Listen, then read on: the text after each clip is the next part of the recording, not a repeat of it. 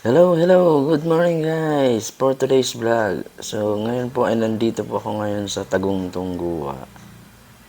Magsusundo po ako ng mga bata dito sa Philippine Science High School, Bicol Region Campus. So yung Pisay BRC nga po pala nandito yan sa Goa. So ayan, kasi stricto tayo ngayon dahil sa health protocol. Bago ka papasukin, tatanungin ka muna dyan ng guard kung ano ang sadya mo.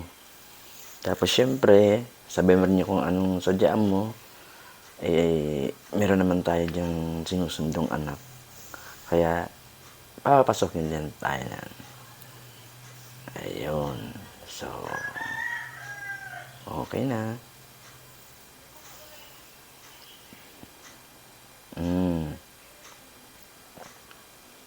So, dyan po kasi tinitingnan nila, pasiguro din sila sa mga health protocol. Kinukuha yung body temperature, yung mga declaration sa mga tapos kung saan ka galing, tapos kung anong kukunin mong estudyante, anong grade, ganon. So, ayun, okay naman, pinapasok na tayo.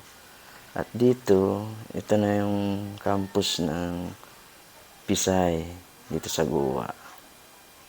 At tamang-tama, Friday ngayon, uwian ng mga bata.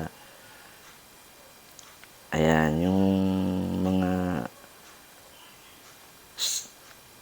estudyante naglalakad papunta yan dun sa may plug pool kasi pa-plug retreat sila. Ibababa yung bandila Friday kasi pag Monday iaakyat naman yun. So, parang ganon. So ayan o, kung makikita nyo, yan yung mga estudyante dyan, ang mga scholars ng Philippine Science High School. Ngayon nga pala, 2022 na, yung mga building, under renovation yung iba. So kung nakita nyo, mayroong mga scaffolding yung ibang building. Inayos kasi yun, nire-repaint, tapos inayos yung mga CR kasi 2 taon mahigit na hindi sila nagamit. So nag-maintenance sila. So ayan, ayan yung, marami din sila dyan. From grade 7 to grade 12. Ayan, ang gaganda ng mga puno dyan, ang lalaki. Ayan o, kung nakita mo yung puno na yan, ang laki nun. Yung habang papasok pala ako dito, ang akala ko, nauna ako sa mga magsusundo. Sabi ko, okay to. Nauna ako.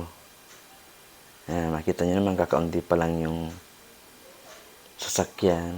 Halos wala pang masyado. Mga estudyante pa lang. Nagpe-prepare na yan sa pag-uwian. So, shout out nga pala sa lahat ng mga estudyante, faculty, staff, security guard, utility, lahat na nandito sa Philippine Science High School. Shout out sa inyong lahat.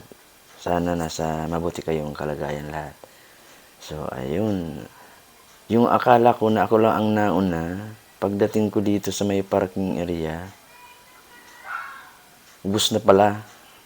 Ang dami na pala nag-aantay ng mga sasakyan. Wala na. Ang ginawa ko, doon ako sa pinakadulo. Nandoon yung bakante. Halos wala na ngayon. So anyway, ito yung unang sundo dito sa Pisay for the year 2022. Ito ay Friday, September 2, 2022.